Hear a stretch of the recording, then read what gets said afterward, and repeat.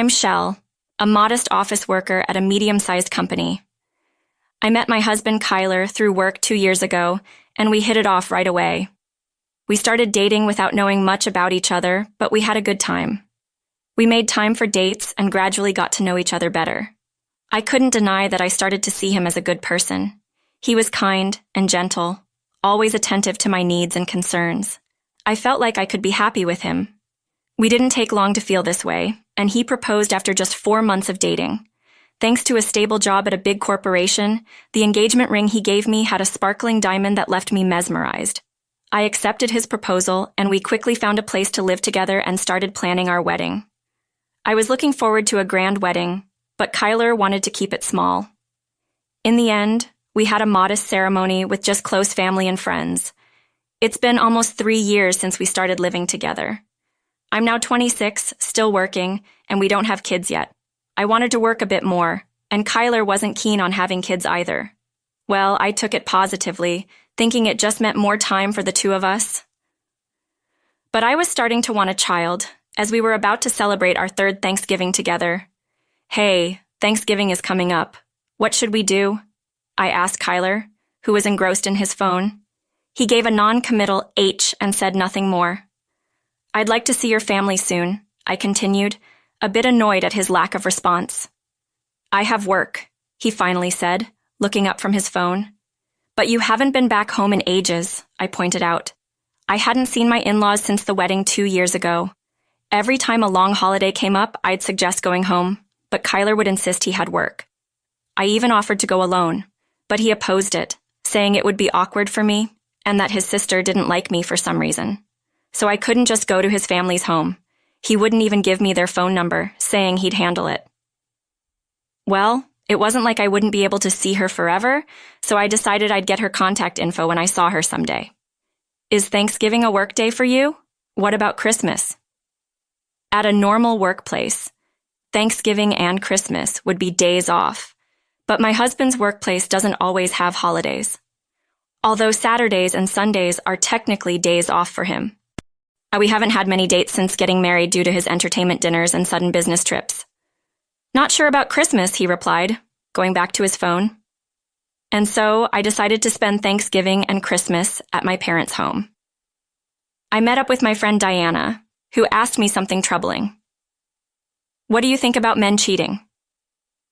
Diana wasn't married yet, but it seemed like something was up with her boyfriend. She asked me in a rather displeased manner. Cheating? Did something happen? He's always on his phone.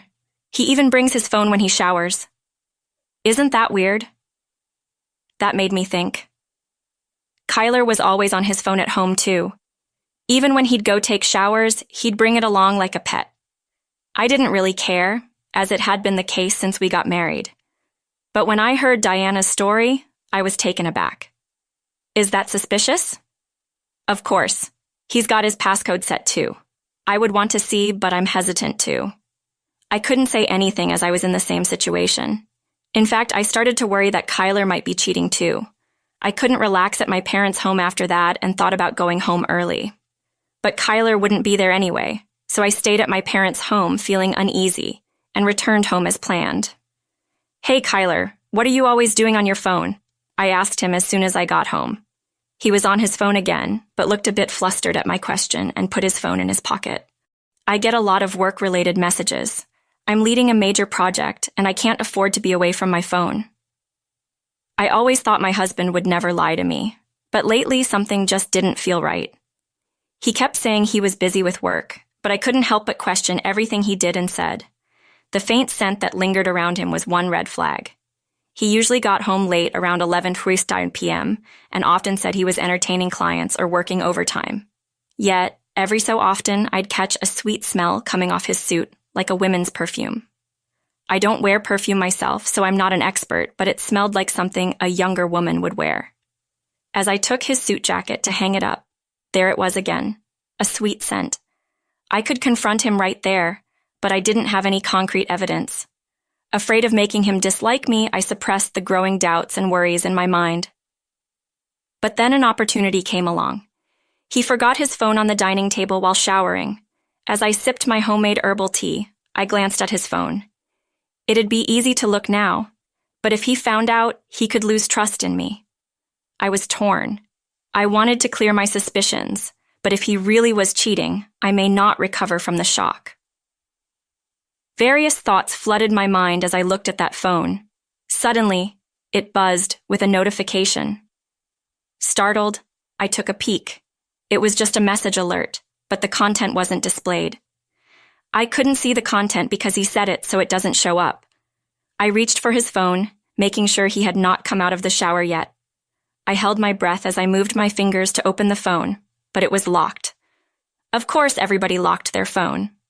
I was annoyed, but also relieved as I went to the phone back then. It buzzed again, this time an incoming call. The screen read, Gabriella. Who was Gabriella? I didn't recognize the name, but I knew I could still answer it even though it was locked.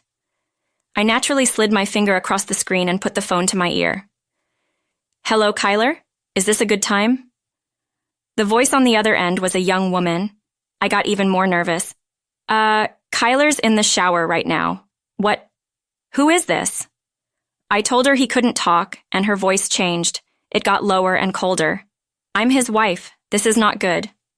She hung up after saying just that. What did not good mean? I put the phone back on the table. It was clear he was cheating, and probably with Gabriella. But I didn't have proof to confront him. I looked at his phone on the table, pondering. What did this mean for me? More importantly, what's the right thing to do? Should I get angry? Should I cry? Should I pretend I don't know? No, pretending is off the table now. I did answer the phone after all. Oh, there it is, lost in thought. I didn't notice him come out of the shower.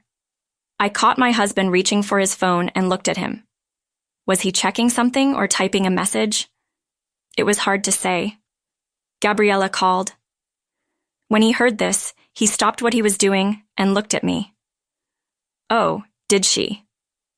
The moment our eyes met, he averted his gaze and started fiddling with his phone again. Normally, he'd sit next to me after a shower to have a beer, but not this time. He seemed like he was about to leave. Wait, can we talk for a second? I stopped him with a smile and gestured for him to sit. What about? He stayed put, but didn't come closer. Who's Gabriella? A co-worker? I bet she's cute. She sounds like it from her voice. Hearing this, he turned his surprised eyes toward me. How would you know? I answered the phone. What? As I continued speaking cheerfully, his expression transitioned from surprise to what looked like anger. He stepped towards me and pulled my hand. What's the big idea answering my call like that? I had never heard my husband raise his voice like that before. Though taken aback by his sudden change, I knew I couldn't back down. I stood up, looked him in the eye, and asked, What's your relationship with this Gabriella person? We've never had a fight since we met. Maybe that's why he looked surprised for a moment. She's just a co-worker. His voice softened and he sat down on a nearby chair. I sat back down too. I couldn't press him further. At this point, I'd have to gather evidence later. Just then, his phone rang again. Another call. I asked, noticing his troubled expression as he looked at the screen. He nodded and started to get up, but I grabbed his hand. Answer it on speaker here. If it's work-related, you can turn off the speaker. I suspected it was Gabriella again. I instructed him to let me hear the voice and content.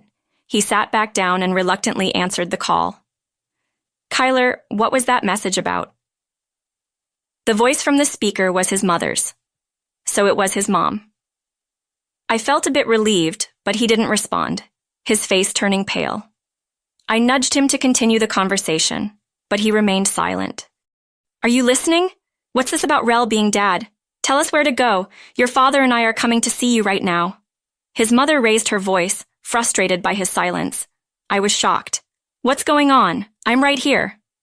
I looked at my husband, who was trembling, gripping his phone. I'm alive. A moment of silence followed. What, Relly? What's going on? His mother sounded just as confused. I was equally puzzled. Why did she think I was dead? What's going on?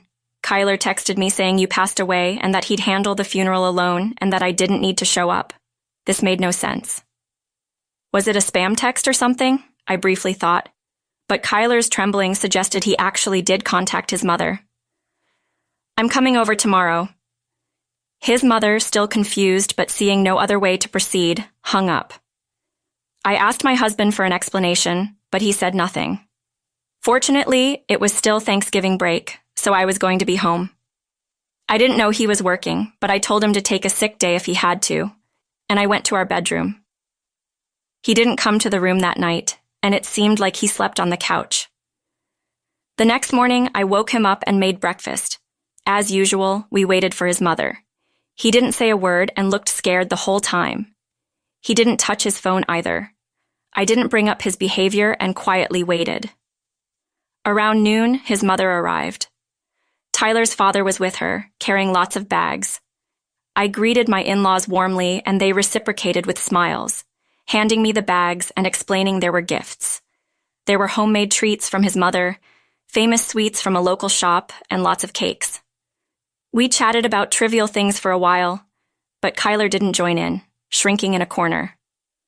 I couldn't ignore it any longer.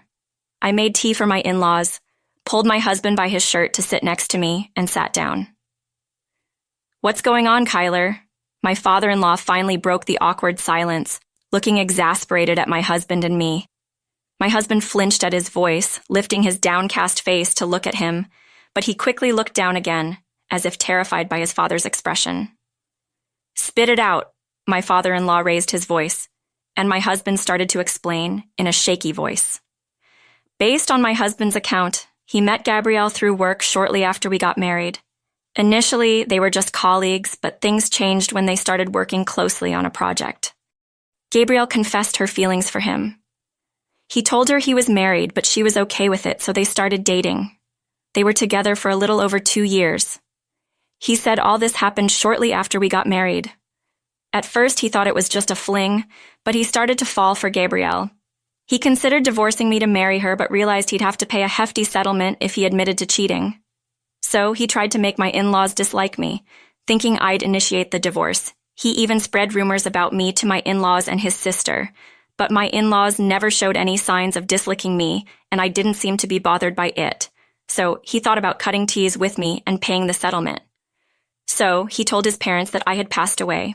My in-laws and I were dumbfounded by his foolishness. "You're unbelievable. I'm so sorry, Relly, about our poor son." My mother-in-law apologized, holding back tears. I told her to look up, and then she looked at my husband. Kyler was visibly shaking, his face pale. "If you're willing to pay the settlement, I'm okay with the divorce," I told him, smiling. At that moment, my father-in-law landed a punch on my husband's head. "You idiot! Break up with her right now. You've lost your freedom. Go home." My husband was too stunned to resist. Kyler was frightened by my father-in-law's furious behavior, and it looked like he was about to burst into tears. I couldn't help but laugh a little. "We'll take responsibility for the settlement," my mother-in-law said, tears streaming down her face. I wrapped my arms around her and smiled at her. "Don't worry about it," I reassured her. After hearing all this, staying together seemed foolish. "I have a job and we don't have kids. I'm sorry I couldn't be a better wife," I said to my mother-in-law. After hearing about my husband and immediately losing interest, my in-laws apologized to me over and over again and left the house, dragging my reluctant husband. We divorced shortly after. I claimed a hefty settlement and kept the house. A few days later, I got a call from an unknown number. It was my sister-in-law. Apparently, she had also been misled by Kyler, and that was why she never tried to get to know me. It turned out both my sister-in-law and I had no hard feelings about each other ever, and she wanted to reach out to me. She wanted to be friends, even though we were no longer sisters by marriage. She said she wanted to meet up. So I agreed to meet with her and ended the call. A few days later, I saw my sister-in-law for the first time since the wedding. We both were happy to catch up, and we quickly became comfortable with each other. After chatting and hanging out, from that day on, we stayed in touch and became good friends. She even filled me in on my ex-husband's situation. Apparently, Gabrielle had no intention of marrying him. She was just using him for financial support. When I found out, she started making plans to cut ties with him, and apparently she dumped him pretty quickly. He had to quit his job when he moved back in with his parents, and now Kyler's doing manual labor.